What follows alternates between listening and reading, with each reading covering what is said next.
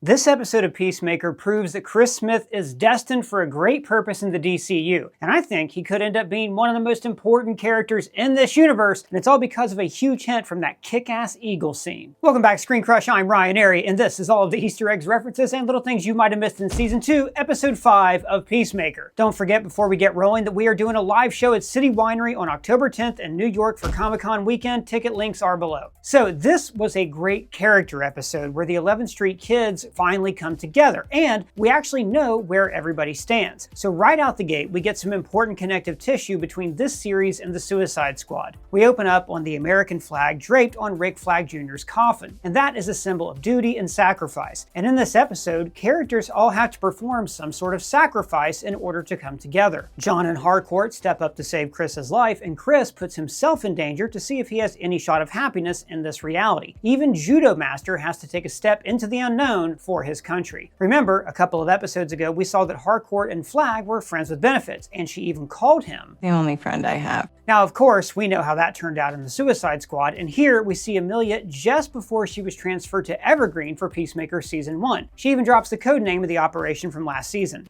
Project Butterfly. Rick Flag Sr. sits behind her, out of focus, and then slowly creeps up on her like a devil on her shoulder. So I gotta nitpick something here, okay? So in Creature Commandos, Flag had gray hair and a beard, but in Superman, Frank Grillo apparently had a scheduling conflict where he couldn't dye his hair. Gunn covered this up by saying that Flag was a vain person who would dye his hair, but here his hair is back to being brown, set before the events of Creature Commandos. So I guess this means that the only period where he stopped using Just for Men, where he wasn't as vain, was this week or so when he led the Creature Commandos. Hell, maybe he was so depressed about his son, he couldn't be bothered to dye his hair. He recounts the events of the Suicide Squad. They sent him overseas in the back of a VW bug with 1,000 costume clowns to fight a giant starfish. And he mentions that they ride around in a VW bus, but that is not quite true. It was actually a Toyota coaster bus with only one costume clown. Then again, he hasn't actually had access to any of the files yet because this was before he was inaugurated as director. Flag appeals to her heartstrings when he says, "We loved you, you know." And again, he says, "Rick. Call me Rick." Now, when he told her to call him Rick last season, it seemed like it was because he regarded her as a kind of daughter, the Starbuck to his Adama. But later in the episode, he says the same thing to Bordeaux. Impressive, sir. Rick. Which, okay, that could mean that he's hitting on her. After all, he did get it on with Princess Alana in Creature Commandos. Maybe you should just give him 30 seconds. Or he does this to manipulate emotions and control people. If Flag is used to working with superpowered people, then emotional control would be a rare skill that he would have had to have cultivated. Harcourt says, "You son of a lot of women, Rick." Now, in the first Suicide Squad movie, he was madly in love with June, aka the Enchantress. I have the witch's heart, and Dr. Moon has his. Now, the Enchantress is an insanely powerful magic user with the soul of a goddess that almost destroyed the world. She was stripped of her powers in the original Suicide Squad movie, which is no longer canon to this universe. And then it seemed like they were living happily ever after at the end of that film. I thought I killed you. I thought I killed you. But a couple episodes ago, we heard that their relationship was on the rocks, and Flag felt more like a babysitter. And I'm afraid if I break up with her, she's gonna burrow a hole through the planet. And case in point, she's not even at the funeral. At least she's not lingering by the casket. Jeez, I hope she doesn't rip a hole in the earth. Me too, buddy. I live here. This show is filled with characters who just genuinely need help, but the problem is they're surrounded by other people who also have low emotional intelligence who just aren't capable of helping their friends cope. And I can relate to this. Like, a close friend of mine was recently going through a lot. Depression, anxiety, mood swings, excessive drinking, and I really wanted to be there for him, but eventually I had to admit, dude, I just don't have the tools to help you. I cared, but caring wasn't enough. So I finally told him, I want to support you, but you should talk to a therapist. And the truth is, that conversation stuck with me because then I realized that that same advice applies to me. Friends and family can encourage you, but there comes a point where I just need somebody who is trained to help me go through what was really going on. So that is when I started therapy. Right from the very first session, I felt the difference. I had a great rapport with my therapist. We even had a similar sense of humor. She listened and immediately helped me to understand understand why I reacted to stress the way I did. She gave me tools to see why I was always so eager to please and why feeling underappreciated hit me so hard. But the best part is she was insightful, kind, and pragmatic, exactly what I needed, because I tend to overanalyze and spiral into worst case scenarios, but with her guidance, things finally started to click. My experience showed me how powerful the right therapist can be, but finding that right fit isn't always easy, and that's exactly why today's sponsor, BetterHelp, was created. They're on a mission to make starting therapy easy and to connect you with a therapist who is right for you. Unlike friends or strangers who mean well but don't fully understand your situation, therapy gives you a safe space with somebody who is trained to help you walk through whatever it is you're going through. And therapy is not about quick fixes. It is about long-term growth and support, and BetterHelp designed their therapist match commitment to make that possible. BetterHelp uses more than a decade of matching expertise, clinical experience, and your preferences to match you with somebody who makes sense for you. And if it's not working out, you can switch at any time, no extra cost. Because the right therapist doesn't just listen, they help you to see yourself more clearly, to give you practical tools, and to create a safe space where growth actually happens. For instance, I tend to imagine the worst case scenario a lot, and my BetterHelp therapist taught me to continue asking myself, well, if the worst thing happens, then what? And I realized that at the end of the day, I have my health, I have people who love me, and that is what matters the most. So if you have ever felt like caring wasn't enough for yourself or for someone you love, remember, there's no shame in reaching out for help. The right therapist can make all the difference, and BetterHelp can help you find them. You can get started today by clicking the link in the description or by going to betterhelp.com/ScreenCrush, and you will get 10% off your first month of therapy. BetterHelp has made an enormous difference in my life, and I cannot recommend it highly enough. Now, back to what I was saying. Now, remember, we heard about this funeral and Harcourt's final line last episode when Rick Sr. visited at her apartment. You remember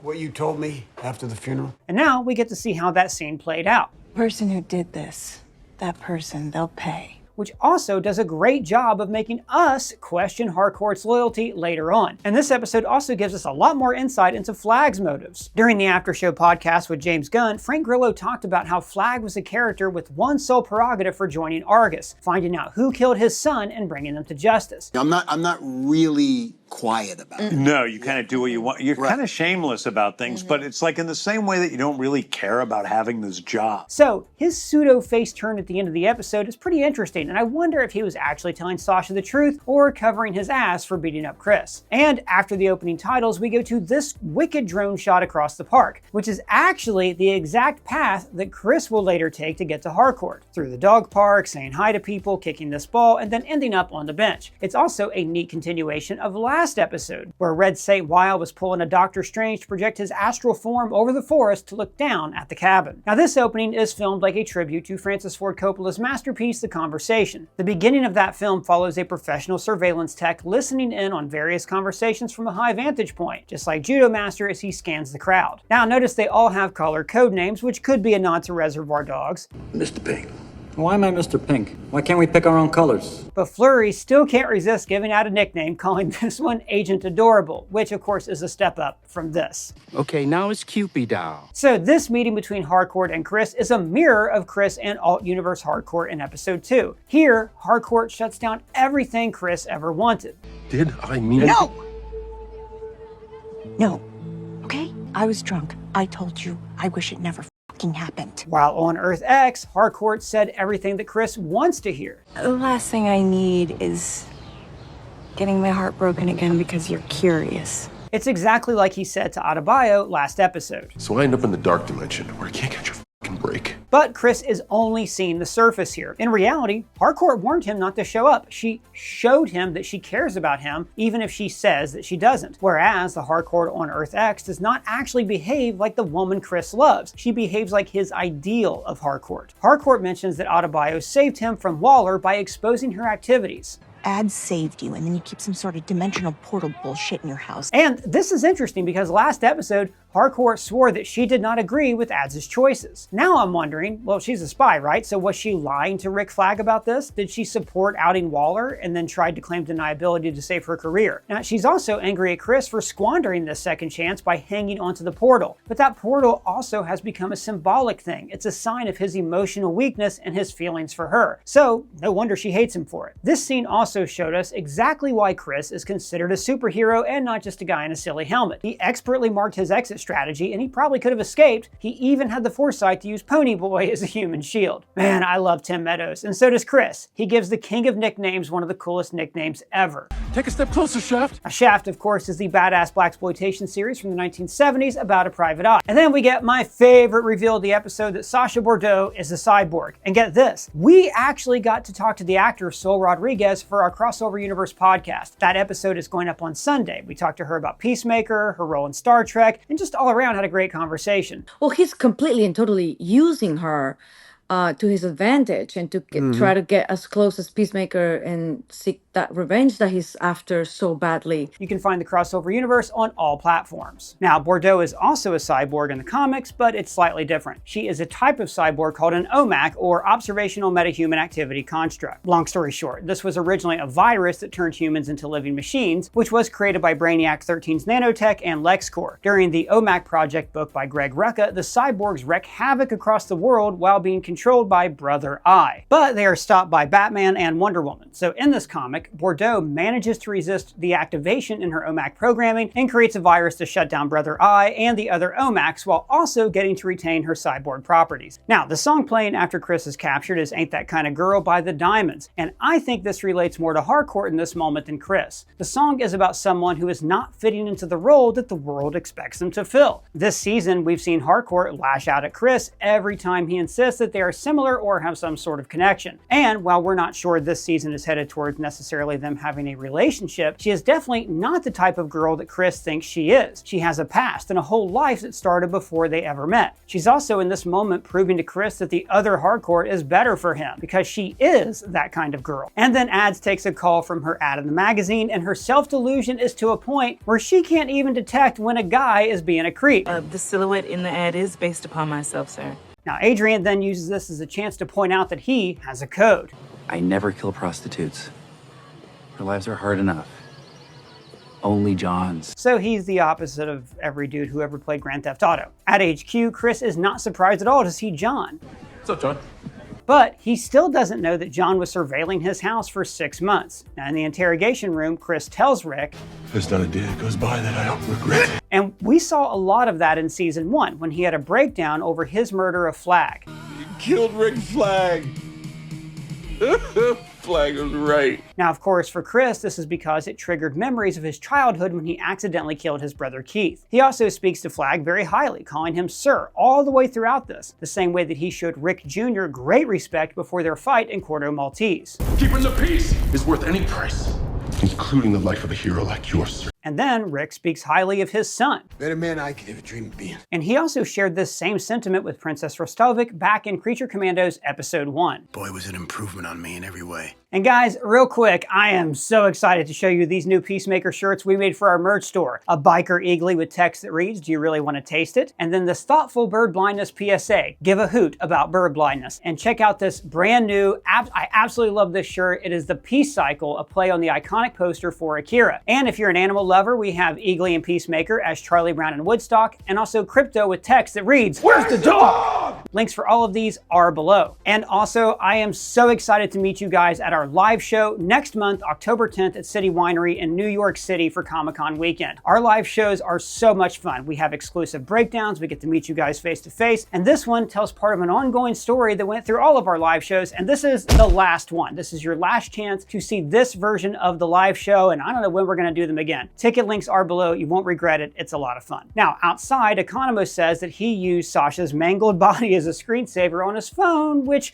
really should place him on some sort of watch list. But remember, he has changed this background to this shot of him looking cool on a motorcycle. Good for you, Diebeard. We also see these Argos branded mugs and Argos branding on the phone on his desk. And then Harcourt gets a great idea of how to rig the system and keep John's job. They book Chris for a crime. So this is interesting because it does show that Argus does not operate like a deep state conspiracy organization like S.H.I.E.L.D. in the MCU. They actually have transparency and obey the rules. rules, at least when there's a paper trail. And so this is intercut with Flag going ham on Chris, letting John Cena show off his stage fighting skills from the WWE. What do you mean stage fighting? It's not real? At least the way it makes you feel is real, and that's enough. So for instance, he holds Flag's arm when he bashes his head into the wall to control the force of the blow. And here, the camera even whip pans with the punch, a trick they use all the time in wrestling broadcasts. And check out this moment when Flag knees Chris. Chris stands perfectly still until impact. Now, this could be because John Cena is just that seasoned of a fighter that he doesn't flinch, or maybe they used a digital double in this scene. Or heck, maybe they made a real double of John Cena, like the double of Chris Pratt that James Gunn had created for this shot in Guardians of the Galaxy Volume 3. And then Rick tries to choke Chris out, exactly how Rick Flag Jr. intended on killing him in the Suicide Squad. And Flag probably chose this position intentionally to avenge his son. Now, at the cabin, St. Wild injects a mouse with poison, but Eagley plays with the food to pretend that it's alive. Oh yeah, you know, snakes in captivity do the same thing. They're gonna nudge a mouse before they eat it. How do you know that? I have lived through dark times, person. Dark times. So after the fox is poisoned, the bile from its mouth is similar to the guts that were spewing out of the alien last episode. After all, they are both innocent victims of a hunter. And then St. Wild unloads this huge elephant gun, which symbolically calls to mind English colonizers trophy hunting on the safari. Now, James Gunn is a major animal rights activist, and I'm sure that he loved inserting this villain into the show just for the purpose of giving him his comeuppance. And while we're on the subject, this fake out completely worked on me. At first, I thought there is no way James Gunn is going to kill Eagley. You know, the music starts off all bright and plucky. But then, the music gets dark. And I really did think that they were going to kill off Eagley, and that would help drive Chris into the arms of Earth X. Now, Judo Master mentions that he learned his moves from a blind monk in the Himalayas, which is different from his origin in the comics. See, he first appeared in Special War Series issue 4 way back in 1965. He was introduced as a World War II soldier who was trained by an unnamed sensei in the Pacific Islands. But seeing as now Rip Jagger is Vietnamese, it seems like they've gone with an updated version of the character. So, just want to throw this out there. It's weird that Argus has a guy in a costume tail them, right? Like, the goal for somebody tailing you is to blend in, and they send this little green dude. Like, he could at least take the costume off. Now, Flag mentions that they want to avoid another dimensional incident like in Metropolis, referring, of course, to the rift that opened up in Superman. But then he adds, but for a greater purpose. And a couple of weeks ago, we speculated that Argus was going to invade the QUC and start seizing that tech, and this was going to lead into Superman Man of Tomorrow. James Gunn even said that this show is a prequel to the Superman sequel, so maybe Argus does unlock some interdimensional threat, like Brainiac, or even Darkseid! Sorry. I don't know what that was. Now, after Flag is caught trying to kill Chris, he tries to make it seem like this was all strategy. I can't say I didn't enjoy pounding on that punk, but thrills were not my motivation. Which, look, I don't buy for a second. He had no way to know that John Economos was going to book Peacemaker, but he's smart enough to keep Sasha close. Very impressive, sir. Rick Flag turns out to be a really manipulative guy, and he's good at creating these kind of emotional connections. On the ride home, Adrian shows just how much he's starved for attention and requires acknowledgement. Well, you just said her name twice and not mine, is all. Even though I'm sitting right here. And by the way, this is typical sociopath behavior. He is a textbook narcissist who latches onto others for his own illusions of grandeur. He says, Does anyone want to lighten the mood by quizzing me on some manta ray facts? And man, does he love his facts this season. First it was owls, then crows, then spiders, and now manta rays. I guess he just doesn't like puppies then. So at the woods, the music gets really downbeat, leading into what I thought was going to be Eagley's death. But instead, Red St. Wild gets ambushed from behind, exactly like the lie that Economos said last episode. I came up behind you when you were about to shoot that eagle. And then Eagley summons these other eagles and reveals that yes, he is indeed the Prime Eagle. He even manifests the same blue fire symbol that St. Wild summoned in his Vision Quest. And his death is right out of Hitchcock's The Birds, with the eagles pecking at every single inch of his body. And for my money, by the way, that is the scariest movie ever made. So the only sign of Eagley's side adventure is that he presents Chris with a finger like a cat bringing its owner a mouse. You know, cats actually do that to show you how to hunt. They're trying to teach you. I did not know that, thank you. Now, my favorite kind of humor is when there's like a big ongoing story that actually has nothing to do with what's actually happening. For my money, I think the gag in Life of Brian where he's rescued by a spaceship that's part of interstellar war and that goes nowhere, I think that's the funniest thing ever. So, I would like to think that this entire C-plot with Eagly being a magic eagle is just a gag, but I actually don't think that's what Gunn is doing here. See, the QUC started off as a joke. How is it so big in this place? It's a quantum unfolding storage area. And now we think that the QUC is going to be crucial to setting up the big bad of the DCU. Darkseid! So I have a theory that I'll talk about later on that Eagley is actually giving a sign that Chris is a very important character in this universe. He may even be the equivalent of a Nexus being for the MCU. Also, did you catch that John Cena writes left-handed, but in the Suicide Squad and in this show, Chris Smith shoots right-handed? That is some Andor level attention to detail. Favors right, but shoots left. Although he is an expert marksman, so I'm sure he's ambidextrous when he shoots. Now, when Fleury calls judo master Duncan Munchkin, he says, Munchkin means child, not little person, asshole. And I did not know that. I literally thought it was just the people who lived in Munchkin land and that Frank L. Baum coined the word. So Chris sends ads a message from his Lord Tech phone, the company owned by Justice Gang sponsor Maxlord. And notice her lock screen is her dog Emery, the pooch who likes to dress up in costumes. Yeah, I think that's kind of a played technique. As Chris enters the door, Judo Master follows, and I think he left this Cheeto fingerprint on purpose, like as a signature, because he didn't have time to sign his name. And something tells me this Vietnamese man is not going to be accepted in that other dimension. Like we pointed out a few weeks ago, everybody in that universe appeared to be white, and their greatest hero is a clan leader in the other universe. The reason we keep calling this other dimension Earth X is because, in the comics, Earth X was a universe where the Nazis won World War II. So even though Chris thinks that this other Harcourt is the perfect woman, in reality, she's probably a racist. Now, when Adebayo reads this note, we hear the song November Rain by Guns N' Roses, one of Chris's favorite bands. Guns N' Roses! Greatest albums of all time. And this song, unintentionally, is a symbol of duality. Axl Rose wanted the music video to tell a story about a wedding and unrequited love, but Slash wanted to make just a straight-up music video. And that's why his long guitar solo is outside of the church, away from the other music video that Axl was filming. And that duality is represented in this scene. There are two universes, two halves of a whole, which have irreconcilable differences between them. Now, the team stays together, but Chris is out there on his own, playing a guitar solo. But the lyrics could also foreshadow the relationship between Chris and the Earth X Harcourt. Nothing lasts forever. And we both know hearts can change. Oh, yeah. So this thing that Chris is committed to on Earth X won't last forever. And whether it's the 11th Street kids breaking him out of there or the eventual reveal that this is actually a pretty sinister universe, his heart will change, and this honeymoon period he has with Alt Emilia is going to fizzle out really quick. Not to mention that his love for Earth 1 Harcourt is unrequited, just like the unrequited love in the lyrics of the song. So maybe they won't end up together, or then again, maybe they will. Because when Adebayo reads that Chris is going to be with this other Harcourt, she has this look of regret on her face, like she missed her chance with Chris. So then Adrian sobs, probably because Chris wrote the note to Adebayo instead of to him. Now, in the other reality, we get a better look at the alternate metal posters that we've talked about before. Cruel Interventions and Borderline Sane instead of Cruel Intentions in their song Borderline Crazy. Hanoi Rocks is spelled with 2 X's, Def Leppard's Pour Some Honey on Me instead of Sugar, and the Scorpions with a Z instead of Scorpions with an S. And also Hardcore Megastar instead of Hardcore Superstar. Then Keith pops in and says, "We got a kaiju downtown." And even though we don't get to see the fight, we do see the top trio with their jetpacks, which Peacemaker has been wanting since season 1. Can I get a jetpack?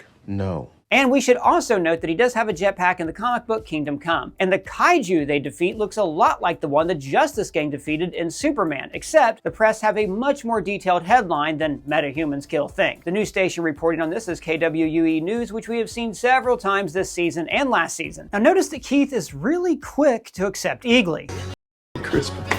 Make it fast! And this could be because the Nazis used an eagle as a symbol of the Third Reich. So if this is Earth X and America is being ruled by the Nazis, an eagle would still be considered a patriotic symbol. Most recently reporting on Flag's inauguration as director of Argus. Now the ending song is Take Me for a Ride by Bad City, another love ballad that relates to Chris and his current situation with Alt Harcourt. The lyrics delve into somebody's obsession with a woman who, quote, knows where to go to leave the world behind, which is literally what Chris is doing. He has closed off his side of the portal and is leaving his world behind for the alt-universe Harcourt, who he actually realistically doesn't even know. Now on the other side, Chris left them his portal so they could use it to get back in Argus's good graces, and then Harcourt decides to throw all that away. Because we're gonna get Chris back. And this is exactly what she admonished Chris for doing. Earlier in the episode, she told him that ads got him a deal that cleared his name, and he was an idiot for not giving that portal to Argus. But now, she's doing the same thing. So the standout of this episode was Eagley, voiced by the great D. Bradley Baker, who also voices all the clones in the Clone Wars. But I was thinking, why would an all-powerful eagle spirit hang out with Chris Smith, of all people? Eagley doesn't like any other human. He always snaps at ads when she tries to pet him, but he submits to being Chris's pet. Why? I think it's because Eagley is tied to a deeper spiritual power. He attached himself to Chris because Eagley knows that Chris has an important purpose and he's going to need Eagley's help in the future. Like in the Arrowverse of the CW, each universe had something called a paragon, which were the heroes that were the most important during the Crisis on Infinite Earth saga. And I think that Peacemaker could be an equivalent to one of these paragons. His discovery of the boom tube could be how this universe is eventually able to fight off Darkseid, and he could finally bring the entire Justice League together in their movie. But guys, look, this is not just a wild theory. The symbol of the prime eagle is the big clue here. Now, this is a variant of the Native American Thunderbird symbol. It symbolizes power and protection, and the Thunderbird is said to be located in the northwestern mountains, and this show does take place in the Northwest in Washington State. So the story of the Thunderbird is that it appears before a great chief and then transformed itself into a human to warn the chief about a flood, which then saved all of the villagers' lives. And Eagley is a protective spirit. He protected the portal from the Argus agents, and he saved Chris's life more than once. But most importantly, this eagle is said to have had a connection to the Great Spirit, and it lives in both realms, the Earth and beyond. So I wonder if the beyond in question could be parallel universes or other planets. See, this makes me think that James Gunn is using this Native American iconography to create a greater connection to the lore of the DCU. Maybe Eagley has a connection to the New Gods. He could be from the planet of New Genesis, and he's been protecting the Earth for thousands of years. And New Genesis, which is the ultimate opponent of Darkseid, might see that Chris has an important part to play in this story moving forward. Chris could be one of those paragon beings like all of the main characters in the Arrowverse during CW's Crisis on Infinite Earths. Again, everything with Eagley could just be a gag, but you know how much James Gunn likes to attach hidden importance to animals. So I think Eagley being a prime eagle is going to pay off in a big way for Superman, Man of Tomorrow, and Justice League. Shout out to Lee Mazzio, who co-wrote this video. His links are below. And I also want to give a shout out to a friend of the channel, Jaward, who is fighting really hard right now. We believe in you. For ScreenCrush, I'm Ryan Airy.